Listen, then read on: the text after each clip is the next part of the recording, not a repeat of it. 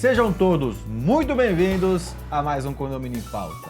O assunto de hoje é profissionalização, formação e certificação seu síndico, da função de síndico, do síndico profissional.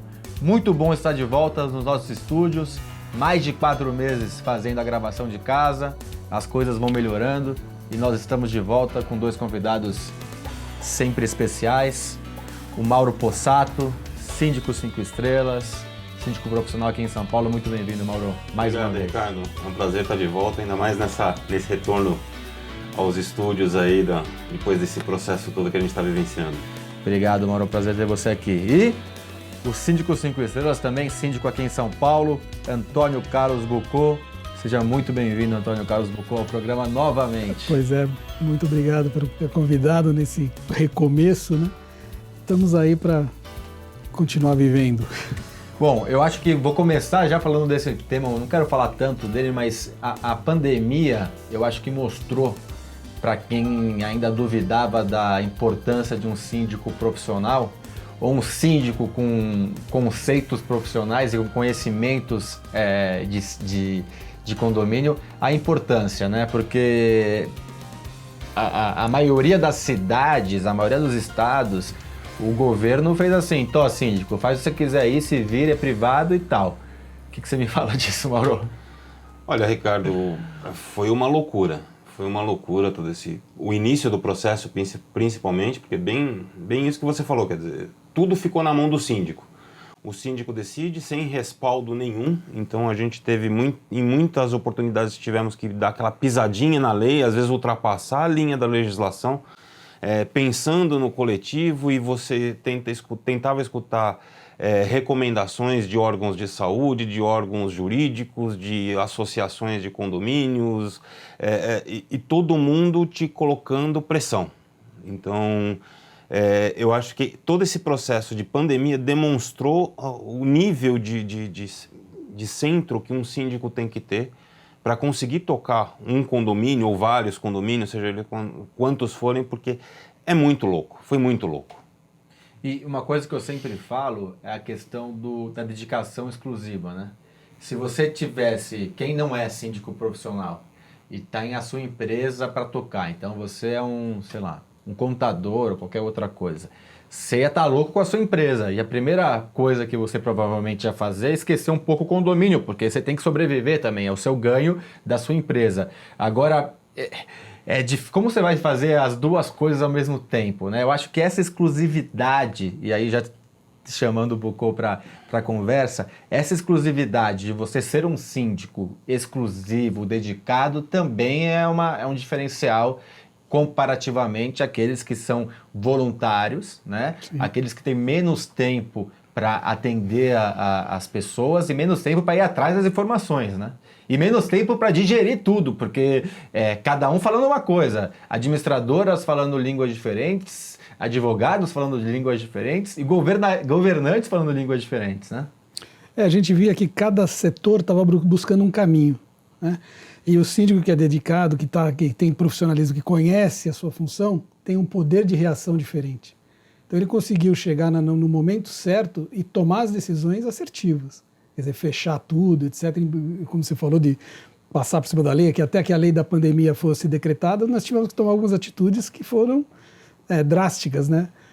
E quando você demonstra esse profissionalismo, tem um diferencial positivo perante os próprios condôminos, né? Tem uma aceitabilidade mais fácil. Isso que eu queria chegar. Vocês percebem, primeiro com você, depois trazendo de novo o Mauro, você sentiu isso? Porque eu acredito que muita gente não sabia direito o que era muita gente nunca se envolveu. O que é o síndico, o que é a administradora, o que é o zelador. Vai no prédio, sobe, desce, sai para trabalhar e não se envolve. Quantos descem na assembleia, né? Então a maioria não conhece muito o que é um síndico, quais são suas funções. Alguns até confundem, né? Síndico com administrador, com zelador. Quer dizer, você sentiu essa diferença? Com certeza, foi sensível essa situação, até porque a busca por informações começou a ser muito grande, né? E a gente tinha que ter respostas para isso. Quer dizer, a gente sentiu a proximidade com o condômino, o respeito do condômino e até a confiança do condômino nas posições que se tomou. Então foi bastante sensível. Tirou do amadorismo, né? Acho que diferenciou muito agora, né, nessa fase aquilo que é amador e aquilo que é profissional. Você percebeu, Mauro, isso aí? Esse movimento? Sim, teve uma mudança nesse sentido. Eu acho que o pessoal respeitou um pouco mais as suas decisões, principalmente porque eu acho que todas as vezes que a gente veio com alguma informação, com alguma necessidade, com alguma demanda, ou com alguma ordem de fecha tudo, abre tudo, alguma coisa nesse sentido, a gente sempre tinha algum respaldo que a gente correu atrás. Então, ou era uma administradora dando um respaldo positivo, ou era uma OAB, ou era uma entidade de classe, era alguma coisa assim, dando para a gente o respaldo que mostrava que a gente não estava fazendo aquilo porque o síndico quer. O síndico está fechando porque ele acha melhor. Isso é uma coisa que eu acho que ficou muito positiva nesse processo de pandemia, foi que as pessoas passaram a entender que na questão do síndico profissional não interessa a opinião pessoal que ele tenha. Não interessa se ele é A ou B, se ele torce para Palmeiras ou para Corinthians, não interessa isso. Ele tem que seguir de acordo com o bem da coletividade. E é nisso que ele... E esse eu acho que foi o principal diferencial do processo como um todo.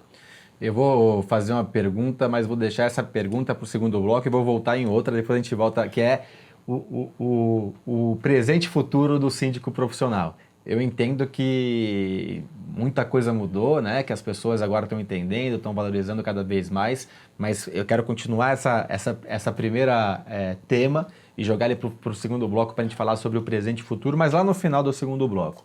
Eu quero falar um pouco também da formação, né?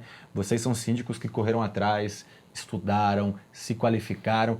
O quanto isso, Bucô, é importante para um síndico? O quanto isso tem o seu papel crucial, essa questão de você ter se qualificado, ter se formado, ter ido atrás de informação, ter participado de congressos, de eventos, de buscado essa preparação para ser um síndico profissional? Isso é importante que a gente entenda, porque informação é diferente de conhecimento. Né? Então, o que você tem que ter, um síndico profissional tem que ter, é bastante conhecimento sobre aquilo que ele está pautando, aquilo que ele vai executar. E buscar informações, quer dizer, você tem cursos hoje no mercado que são bons e outros nem tanto. Então, você tem que buscar aquilo que vai te trazer informação, e é uma coisa que é muito necessária hoje para você ser um profissional. Profissional com conhecimento é diferente de profissional somente informado do assunto. Então, você deixou o síndico hoje, para ter uma gestão assertiva, ele tem que ter conhecimento do que ele está fazendo.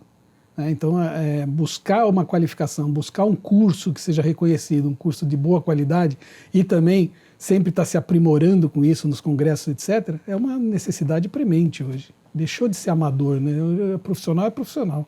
Você falou uma coisa, e eu vou trazer o Mauro para a conversa, a questão de cursos não tão qualificados, ou eu posso ser mais na lata, cursos porcarias que existem no mercado. E pior do que isso, nessa época de live, né, a gente ouviu tanta besteira, porque qualquer um pegou o celular, colocou play ali e estava ao vivo para o Brasil inteiro se dizendo especialista.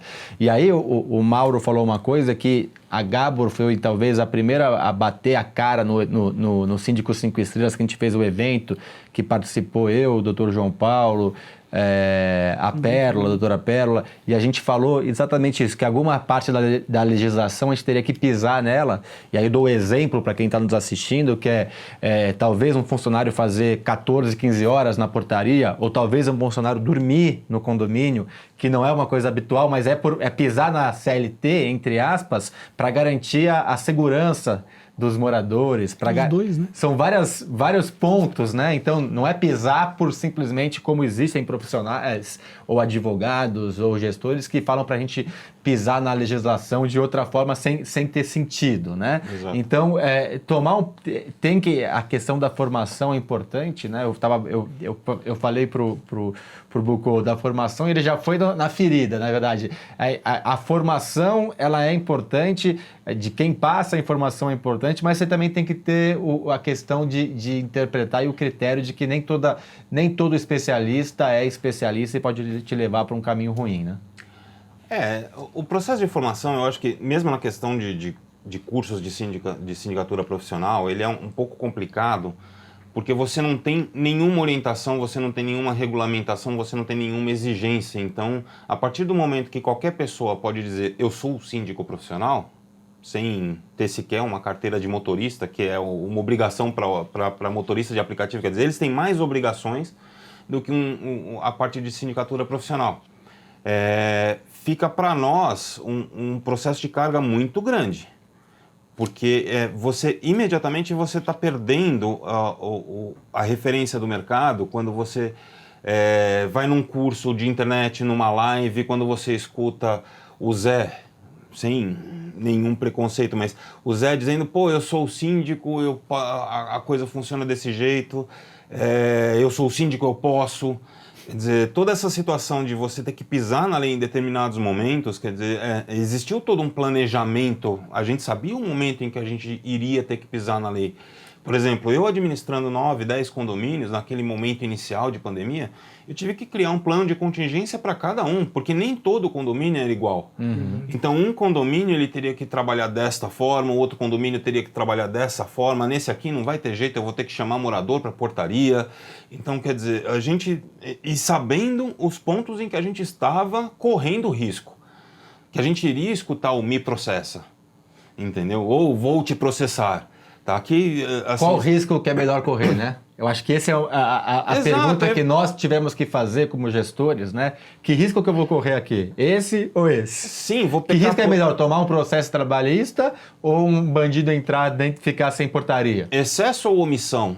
Exatamente. Essa foi a nossa dúvida ao longo de todo o período, principalmente do início da pandemia, quando existia um pânico muito grande em todo mundo. Então, pecar por excesso, pecar por omissão, sofrer por excesso ou sofrer por omissão. Isso foi o grande problema inicial que a gente teve. A gente está falando bastante da pandemia, queria fugir um pouco desse assunto. A importância, sem pensar em pandemia, da formação. De você ter conhecimento de manutenção predial, de você ter conhecimento de segurança, de você ter contato com bons profissionais que possam te orientar e te abrir algumas visões, né? Como que você, para quem está nos assistindo, o que você pode dizer nesse ponto, dessa importância? Você só é alfabetizado quando você começa a estudar, né? Então, acho que você buscar esse conhecimento, buscar essa situação de saber o que você vai fazer, como você vai fazer uma gestão assertiva, como você vai atuar dentro de uma situação que você escolheu como profissão.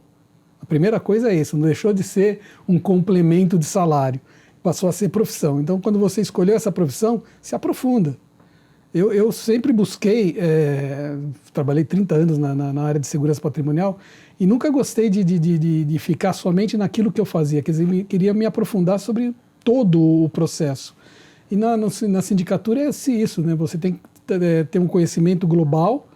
Você não é um especialista, mas você tem que ter um conhecimento global.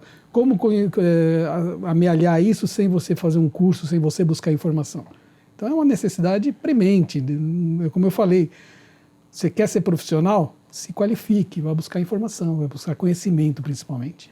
É engraçado ou curioso quantos profissionais, gestores condominiais e advogados que vêm fazer o curso, muitos deles com desconfiança para ver o que está sendo ensinado, por que se fala tanto do curso e achando que não vão aprender, né? E eles falam isso depois, a gente acaba criando um relacionamento e saem de lá surpreendidos com quanta informação de qualidade eles acabam tendo. É um universo muito grande, né?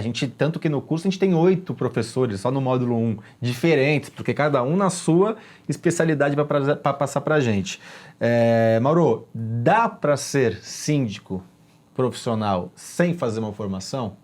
Não responde, você vai receber no segundo bloco e você também na lata. Agora vou deixar os convidados encurralados e vou ainda depois perguntar da questão da certificação. Tem muita gente que bate, eu não preciso de certificação, eu já sou um síndico com uma carteira estabelecida, ou não preciso da certificação para ter uma carteira. O que é o futuro? Talvez isso hoje não. O que vocês acreditam daqui 6 meses, daqui 1 ano? A importância da qualificação. E vou voltar no assunto da profissionalização que eu falei há pouco tempo atrás. Da grande diferença que existe, de alguns pontos de se dá para ser síndico sem ser profissional num momento como hoje. Bom, é muita coisa, Vocês vão pensando aqui que eu vou encurralar vocês. E você que está em casa, sexta-feira, essas respostas e muito mais. Até lá!